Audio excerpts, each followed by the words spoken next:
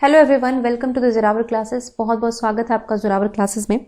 और चलिए अपने स्टार्ट करते हैं आज के अपने 10 क्वेश्चंस को। और क्वेश्चंस काफ़ी अच्छे हैं तो आई वुड सजेस्ट कि आप लोग साथ साथ आंसर कीजिए ताकि आपको भी टेस्ट हो कि आपको कितना आता है। ओके, और बिना देरी के स्टार्ट करेंगे अपने क्वेश्चंस को। सो फर्स्ट क्वेश्चन है, how can reliability of a test be increased. तो किसी भी टेस्ट की जो विश्वसनीयता होती है यानी कि रिलायबिलिटी होती है उसको हम कैसे इंक्रीज कर सकते हैं, उसको कैसे बढ़ा सकते हैं। देखिए, रिलायबिलिटी आपको कई क्वेश्चंस में मैं कराई चुकी हूँ कि विश्वसनीयता क्या होती है कि अगर आप एक ही टेस्ट को आपने आज 20 बच्चों पे ट्राई किया, 40 पे ट्राई किया, 10 दिन बाद आप उसी सेम टेस्ट को 20 बच्चों पे ट्राई करते हैं, अगर आपका रिजल्ट जो है वो सेम रहता है, मतलब उसमें ज्यादा वेरिएशंस नहीं आते हैं कि मोस्टली बच्चे यहां पर भी आपके 10 से ऊपर लेकर आ रहे थे और यहां पर भी 10 से ऊपर लेकर आए हैं आउट ऑफ 20, ठीक है, कोई भी एक क्राइटेरिया हो सकता है, तो वो सेम हो, मतलब वेरिएशन ना हो कि पहले बच्चे जो है बहुत ज्यादा स्कोर कर रहे थे अब बिल्कुल कम कर रहे हैं, या फिर पहले बहुत कम थे अब एकदम से ज्यादा हो गए, तो ये वेरिएशंस नहीं आना चाहिए। ये रिलायबिलिटी का टेस्ट होता है, ठीक है। तो ये कैसे इंक्रीज की जा सकती है ये बताना है। बाय सीकिंग एक्सपर्ट एडवाइस, कि आप किसी विशेषज्ञ की सलाह लेंगे। By increasing the test length, या फिर आप टेस्ट की लेंथ को बढ़ा देंगे या फिर उसको कम कर देंगे। या फिर by arranging items in order of difficulty, या फिर आप ऑर्डर ऑफ डिफिकल्टी की, जैसे कि सबसे पहले आसान दी है फिर उससे डिफिकल्ट डिफिकल्ट डिफिकल्ट फिर सबसे डिफिकल्ट, ऐसे करेंगे। तो बताइए क्या होगा इसका आंसर। देखिए, इसका जो करेक्ट ऑप्शन होगा वो होगा ऑप्शन नंबर बी, यानी कि by increasing the test length. ऐसा माना जाता है कि अगर आप टेस्ट थोड़ा लंबा रखते हैं तो वो ज्यादा रिलायबल होगा। आपने 5 नंबर का एक टेस्ट लिया, 5 नंबर के 5 क्वेश्चन दे दिए आपने, मल्टीपल चॉइस क्वेश्चन में दिए, ठीक है, आपने अभी टेस्ट लिया, अगली बार टेस्ट लिया, इससे ज्यादा फर्क नहीं आएगा। 5 नंबर के टेस्ट में आप कितना फर्क कर लोगे, जो बच्चा 2 ला रहा है वो 3 भी ले आएगा तो भी आप ज्यादा वेरिएशन उस पर नहीं चेक कर पाओगे। वेरिएशन तब होगा जब टेस्ट एटलीस्ट आपका 20 से लेकर 40 मार्क्स, कम से कम इतना लंबा तो हुई है ना, 100 मार्क्स का, इसीलिए कहते हैं ज्यादा रिलायबल होगा। तो ये माना जाता है कि जितनी आप टेस्ट की लेंथ बढ़ा देंगे ना उतना ही वो ज्यादा रिलायबिलिटी को शो करता है, क्योंकि बच्चे को लंबा पेपर करने को मिल रहा है तो उसकी काफी चीजें वहां पर चेक होती हैं। ऐसा नहीं कि उसने तुक्का मारा है 5 नंबर में तो वहां पर उसके नंबर आ गए, अगली बार फिर से वो कर सकता है सेम चीज। तो छोटे टेस्ट में जो है रिलायबिलिटी इतनी अच्छे से चेक नहीं हो सकती है जितना कि बड़े टेस्ट में रिलायबिलिटी चेक होती है, ठीक है। नेक्स्ट क्वेश्चन आपका है, in a good school time table which one of the following is not desirable.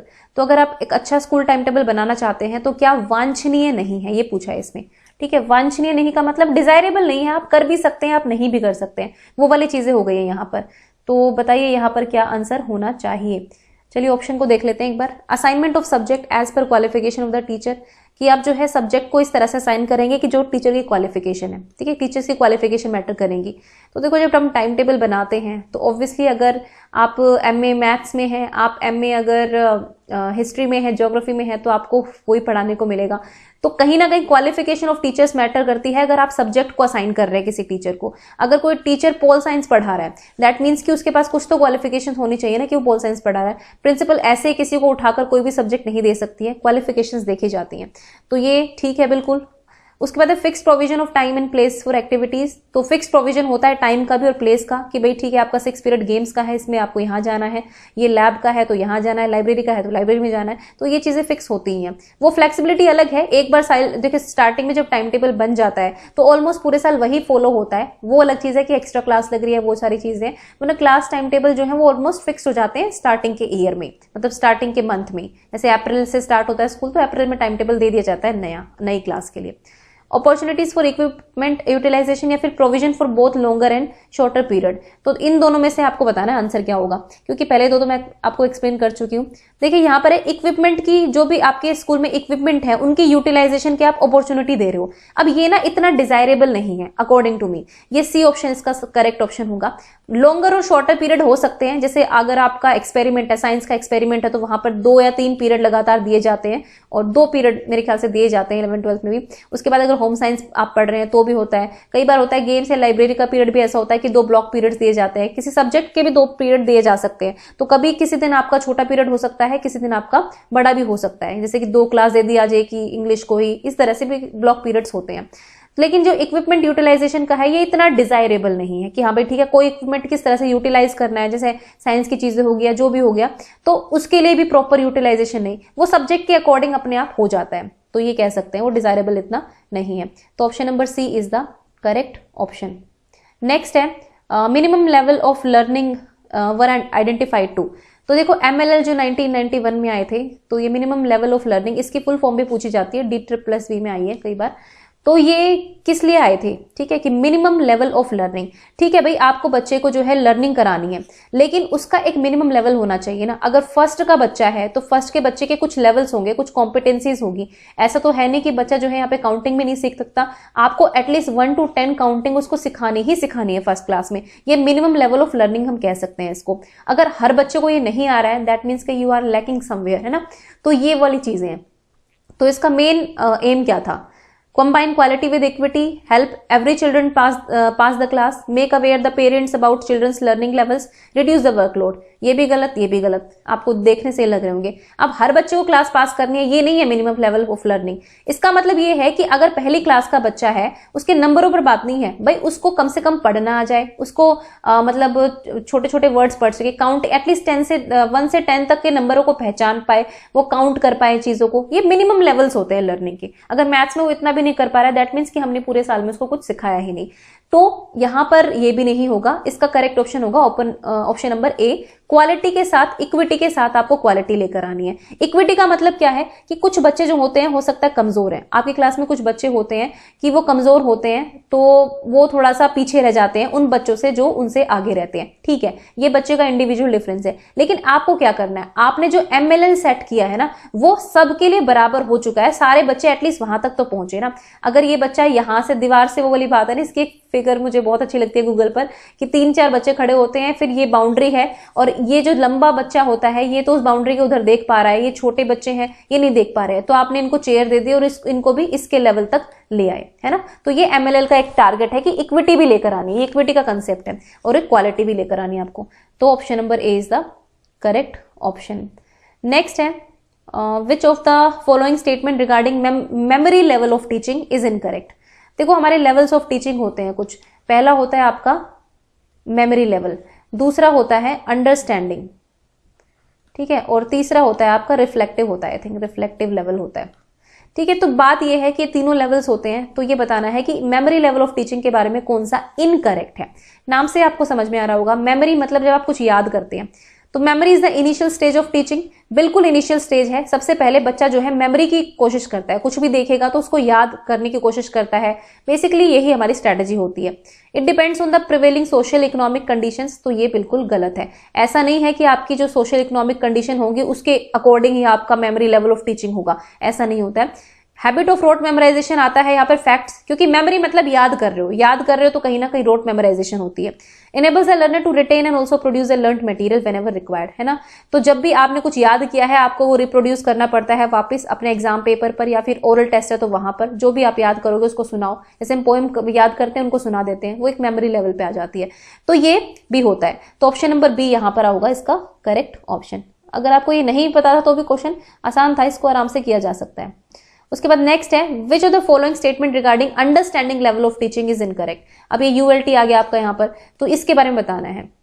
So Morrison is the main proponent of ULT। अगर आपको नहीं पता तो yes, he was the main proponent of ULT। इन्होंने काफी बात की है ULT के ऊपर।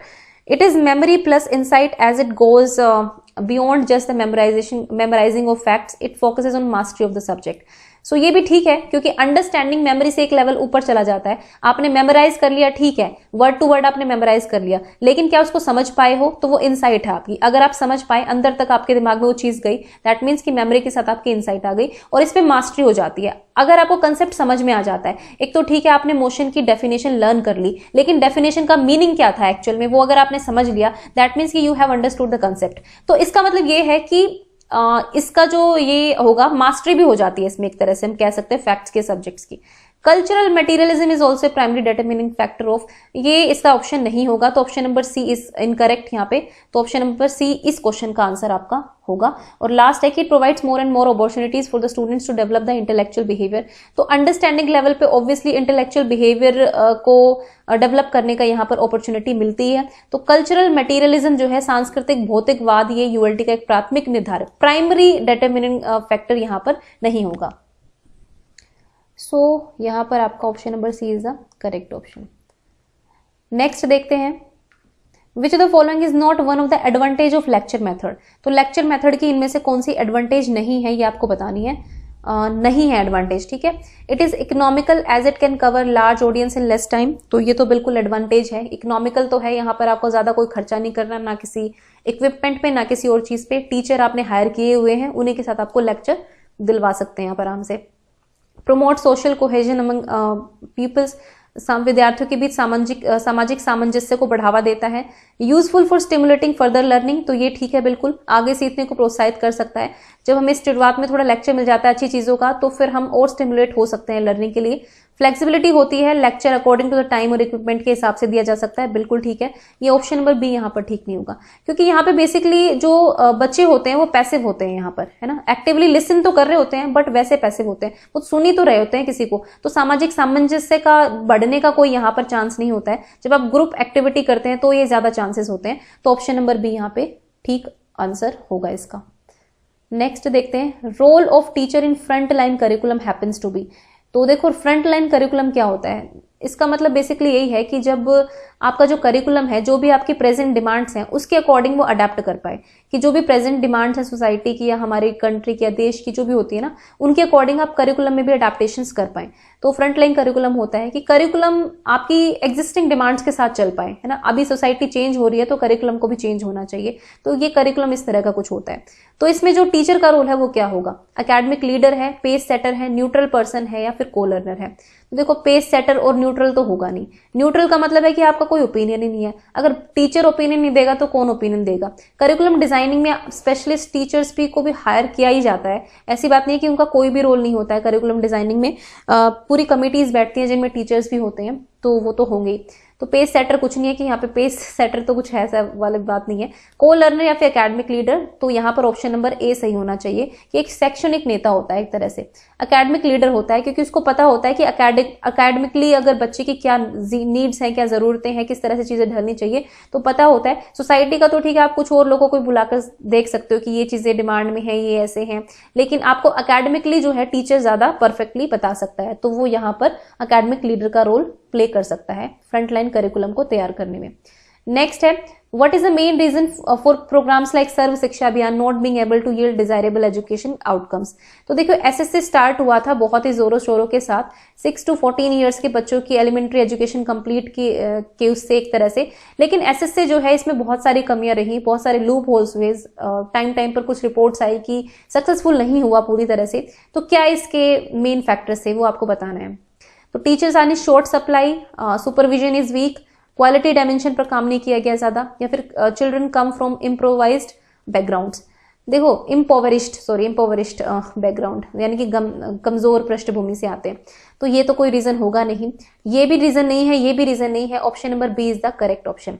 ऐसा क्यों है, क्योंकि बहुत सारे रिपोर्ट्स आई कि जो फंड्स हैं एसएससी के, जो फंड्स दिया गया था उनका बहुत मिसयूज हुआ। यानी कि जहां पर आपने पूरा 100% मतलब सरकार ने बहुत सारे एलोकेशंस किए एसएससी के अंडर, लेकिन इन फंड्स का जो है अच्छे से यूज किया नहीं गया, इंफ्रास्ट्रक्चर पे कोई काम नहीं किया ज्यादा गया, ठीक है। उसके बाद मतलब बात यह है कि सरकार ने पैसा दिया खर्चने के लिए, लेकिन उनका यूटिलाइजेशन नहीं हुआ क्योंकि मॉनिटरिंग नहीं हुई अच्छे से, यानी कि सुपरविजन अच्छे से नहीं हुआ इस पूरे प्रोग्राम का। तो ये इसका लूप होल रहा है सर्व शिक्षा अभियान का। तो option number B is the correct option कि इंस्पेक्शन और जो सुपरविजन था इस प्रोग्राम का वो वीक रहा है हमेशा से, तो इसी वजह से जो है ये हुआ। अब देखो एसएससी के अंदर टीचर शॉर्ट सप्लाई में नहीं है। अगर आप दिल्ली के स्कूल में पढ़ा रहे हैं तो आपको पता होगा कि एसएससी के अंदर बहुत सारे टीचर्स लगते हैं हर साल, अभी तक लगे हुए हैं जब से प्रोग्राम स्टार्ट हुआ है। इवन मेरे स्कूल में भी खुद एसएससी के टीचर्स हैं, तो टीचर्स की शॉर्ट सप्लाई कभी हुई नहीं। क्वालिटी डायमेंशंस पर काम होता है, अगर आप टीचर हायर कर रहे हो अच्छे से, बाकी चीजें चल ही रही हैं, तो क्वालिटी डायमेंशन का इशू नहीं है। इशू ये हुआ है हमेशा कि इसका सुपरविजन जो है वो अच्छे से नहीं हुआ है। टीचर हायर कर दिए, ठीक है, आपने भेज दिए, उसके बाद फंड्स कहाँ कैसे कितना यूज हुआ इसकी पूरी तरह से मॉनिटरिंग नहीं की गई। तो ये बहुत बड़ा लूप होल साबित हुआ है एसएससी में। नेक्स्ट है, which of the following is not an aim of Sarva Shiksha Abhiyan. सर्व शिक्षा अभियान का इनमें से कौन सा एम नहीं है। सारे बच्चे स्कूल में होने चाहिए, बिल्कुल होने चाहिए। Most of the children gate vocational education, तो ये इसका मेन एम नहीं है। मेन एम यहाँ पे बात हो रही है, ठीक है, not an aim of Sarva Shiksha अभियान। बेसिकली 6 से 14 साल के बच्चे एलिमेंट्री एजुकेशन बच्चा कंप्लीट करे, जो 8 साल की एलिमेंट्री एजुकेशन है वो भी है। सारे जेंडर और सोशल कैटेगरी के गैप्स मिटने चाहिए, ये भी था। तो ए, सी और डी तीनों ही है इसके, लेकिन और जो ऑप्शन नंबर बी है, most of the children gate vocational education, ये इसका मेन एम जो है वो नहीं है, ठीक है। आई थिंक आपको मैंने 9 क्वेश्चंस करा दिए, यस। चलिए 10th को देखते हैं, लास्ट क्वेश्चन को। विच of the following is not one of the advantage of team teaching. तो टीम टीचिंग की इनमें से कौन सी भी एडवांटेज नहीं है ना। ये क्वेश्चन बहुत आसान है, आप बता सकते हैं। It helps in sharing the best faculty by more students, मतलब अधिक छात्रों द्वारा सर्वश्रेष्ठ संख्या साझा करने में हेल्प करता है। It involves optimal use of teaching techniques end devices, improve the teaching quality, it affects the socio economic condition of people. तो देखो सबसे सीधी सी बात है यहाँ पर, ये जो सोशियो इकोनॉमिक बैकग्राउंड है ये इसका एडवांटेज कुछ नहीं है कि यहाँ पे ये अफेक्ट करता है सोशियो इकोनॉमिक का। भाई टीम टीचिंग है, यहाँ पे टीम मेड टीचिंग पर काम हो रहा है, तो ये सारे क्वालिटी डायमेंशंस तो होते हैं, बट ये डी का कोई मतलब ही नहीं बनता है। तो option number D is the correct option here. So guys, this was the video for today. I hope you like it and thank you for watching the Zorawar classes.